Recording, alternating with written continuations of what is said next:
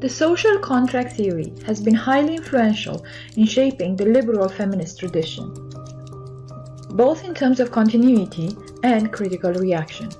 To start, this lecture will walk you through the basics of the social contract theory. Then I'll introduce two types of critiques to this tradition, which will open the way for the alternative capability approach. I will then comment on the applicability of this way of thinking about justice to gender inequality issues.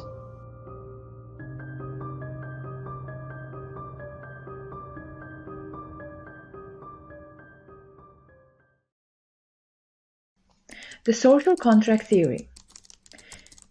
Social contract theorists argue that our moral and political obligations to each other can be best understood in terms of what we could all reasonably agree to upon setting up a society together.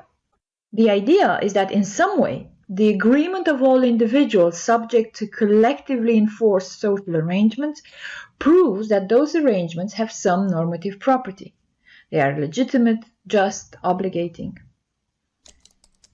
The idea of the social contract goes back at least to Epicurus.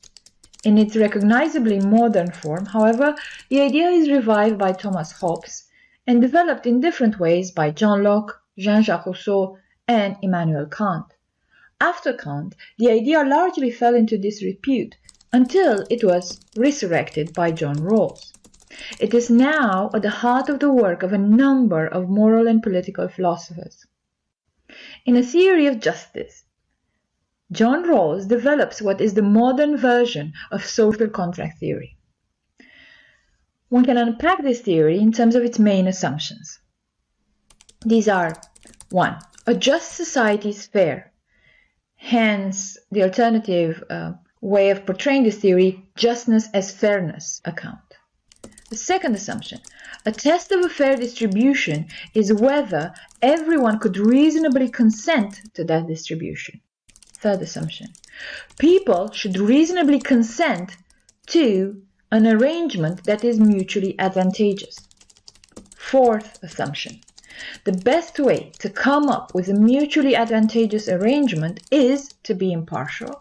Fifth assumption, impartiality is best achieved through abstracting away from or bracketing our particular differences. And sixth, ignorance is a good tool for achieving impartiality. Rawls calls the framework of supposed ignorance from which we are to decide on the principles of justice the original position. In this original position, we don't know what our society is like because we want to be impartial across cultures and generations. We don't know what our individual natural talents and social advantages are. We don't know our religion or fundamental conception of the good. The assumptions I mentioned above about the original position are meant to guarantee that our decisions will be tolerant of the full range of conceptions of the good and that we won't skew society to favor those who just happen to be lucky to be born to rich parents or to be born with special talents. Rawls claims that from this original position, it would be rational to 1. Be concerned with the distribution of primary goods, that is, goods that would be good for someone regardless of what else they value, things like basic liberties, health, money, opportunity. And it would also be rational to decide that these primary or basic goods should be distributed in accord with two principles. The liberty or equality principle, which says that each person is to have an equal right to the most extensive basic liberty compatible with a similar liberty for others. So this is an equality of basic liberties and opportunities. The second principle is the so-called maxi-min principle or the difference principle, according to which social and economic inequalities are permissible only to the extent that they give advantage to the least well-off.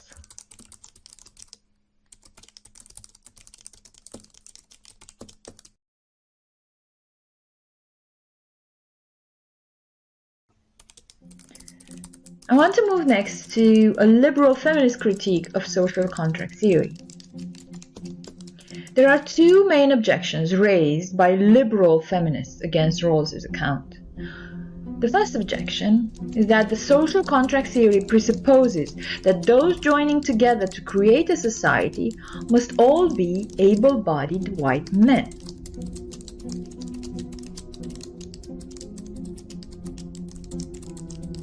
This is reflected in the principles that are supposed to constitute the basis for a just society. Another criticism highlights that a just society should not be constructed only around the idea that we are each concerned with maximizing the benefit of cooperation for mutual advantage. Instead, these critics have pointed out that a just society must not only be fair, but must also be concerned with guaranteeing the conditions for a good human life, namely that we all reach a threshold of functioning like dignified human beings. A related criticism is that a just society should not only get rid of the gender system at the state level, but also at the family level. Examples by securing state-subsidized daycare, parental leave and flex time, autonomy promoting education, especially for girls, and so on.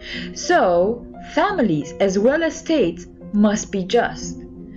The motivation for emphasizing this additional component of justness is because when children are raised within unjust families that lack equality and reciprocity and are characterized by dependence and domination, they are not likely to develop the requisite sense of justice. Instead, boys and girls may grow to believe that women are not entitled to equal citizenship.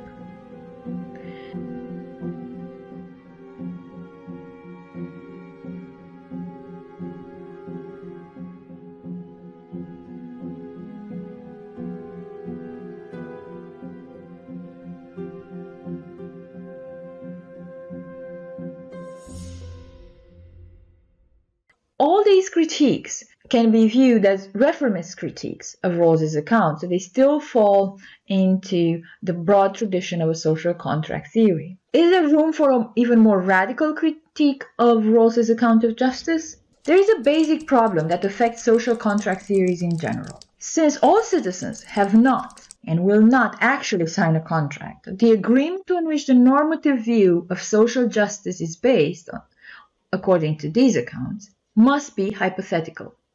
This raises the question, who would agree to what and under what imagined circumstances? If we're talking about what people would agree to in conditions not too remote from actual ones, for example, conditions in which they retain their basic identities, the essentials of their conceptions of the good and their beliefs about the basic structure of society, it seems that there can be no contract. And this is because political disagreement won't allow for such a contract.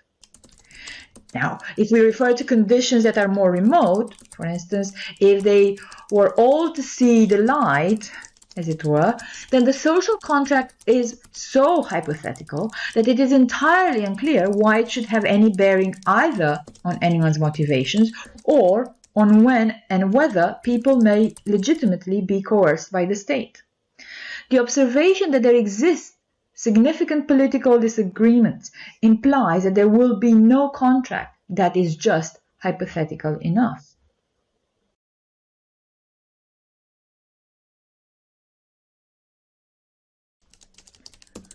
Let's try to apply this general criticism even more specifically to the Rawlsian version of the social contract theory. So remember, the Rawlsian assumptions that are at the core of his account of justice are the following. There is this commitment to political liberalism that implies that the conception of justice fit for our social world must restrict itself to the basic structure of society without presupposing any comprehensive doctrine about what is a good human life. Rawls claims that his conception of justice as fairness, which is a combination of his principle of equality, of basic liberties and opportunity, and the principle of difference, would secure a general consensus between all the parties involved which in turn would make the implementation of a liberal system legitimate. This type of political liberalism is based on the idea that even if not every person will agree with the tenets of political liberalism, reasonable persons under reasonable circumstances will do so, thus making legitimate the liberal organization of the state. Now, let's apply the previous critique that was focusing on the idea of political disagreement to the Rawlsian framework. Rawls acknowledges that there will always be disagreement on political matters, including the matter of the proper organization of the basic structure of society. But Rawls also insists that a political conception of justice can be supported by reasonable persons who, despite being basic structural dissenters, may, quote, reasonably be expected to endorse the essentials of the conception of justice from which they dissent in light of the principles and ideals acceptable to their common human reason.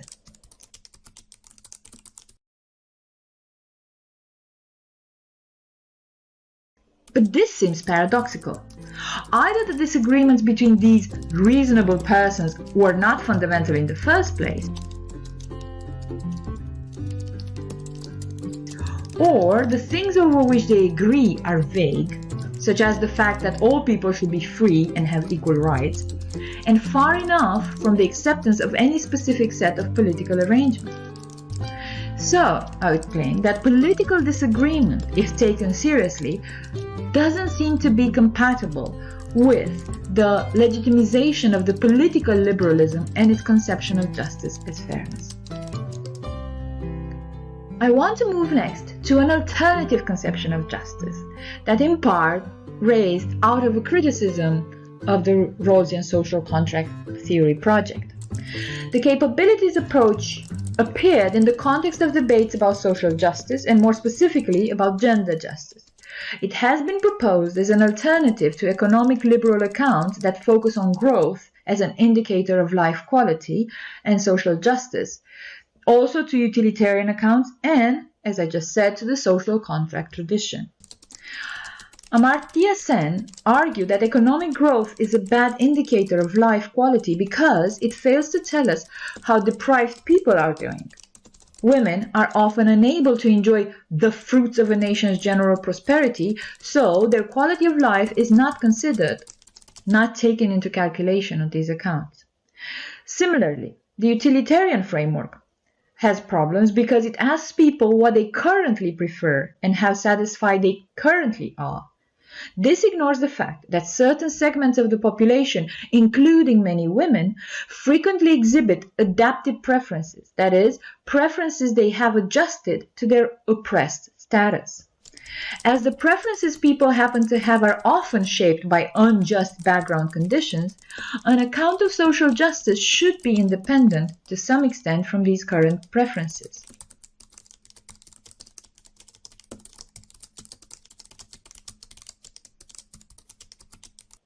Instead, Sen proposes that an adequate account of social and gender justice must make claims about fundamental entitlements. To determine what a just society should look like, one must ask what people are actually able to do and to be. One must ask about their capabilities. By asking what people are actually able to be and to do, we have a better chance to understand the barriers societies place against full justice for women as well as other categories of people.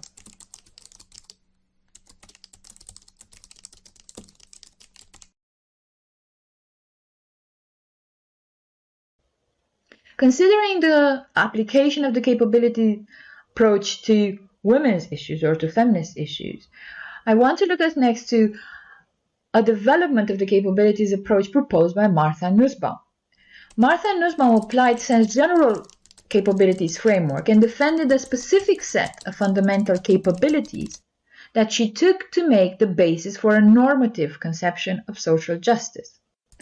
These fundamental capabilities are supposed to be general goals to be further specified in specific societies, which in turn should allow for variation across cultures and historical periods.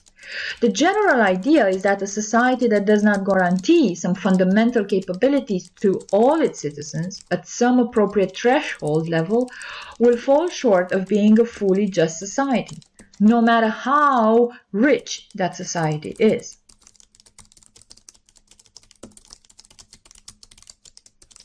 Nussbaum argues that a normative account of social justice must begin from a conception of the dignity of the human being, and in this, Nussbaum is close to Marx's approach. Such a conception, according to Nussbaum, of the dignity of the human being implies a set of 10 capabilities as central requirements for a life lived with dignity. This list includes bodily health, bodily integrity, development of the senses, imagination and thought, development of practical reasoning, development of affiliations, development of ability to play, development of relations with animals and nature, development of emotional capabilities, and control over property and over one's workplace and labor.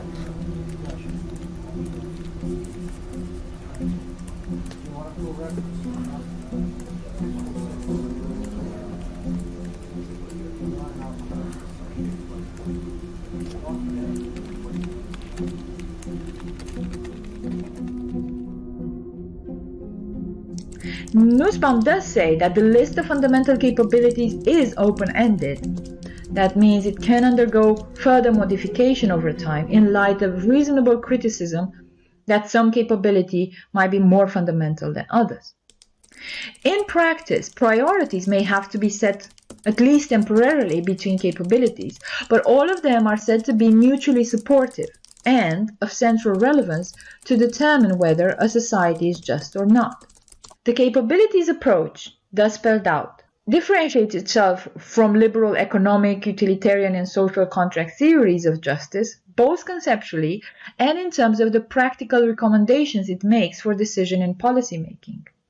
So the Human Capabilities Project aims to describe two sorts of thresholds that need to be pursued in decision and policy making processes. One threshold is setting a bare minimum for human life, and another that sets standards for a good human life. Nussbaum claims that public policy should aim to enable people to have what is needed to develop fundamental capacities to reach the second threshold. She also suggests that properly fleshed out, achieving the second threshold for a good human life would be incompatible with a systematic subordination of one group to another. In this context, she claims that women's unequal failure in capability is a problem of social justice. So, the Human Capabilities approach has been proposed as an alternative to more standard political theories about social and gender justice. According to this account, a just society must be built with a conception of the good human life in mind. This implies a reflection on what are the fundamental entitlements or capabilities that the state must guarantee for all its citizens. The Rawlsian social contract theory contrast promotes a view of justice as fairness, which is determined in accord with the liberty and difference principles. The basic idea of the social contract theory is that in this original position, under a veil of ignorance, reasonable citizens would overcome their political differences, including those about the basic structure of society, and agree to a broadly political liberal organization of society.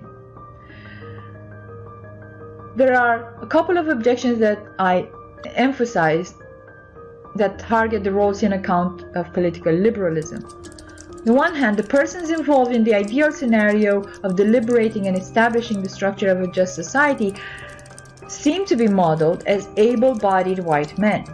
Then the ideal or normative account of justice as fairness takes into account the distribution of basic goods only within larger social structures, ignoring the organization of the family and issues related to care duty.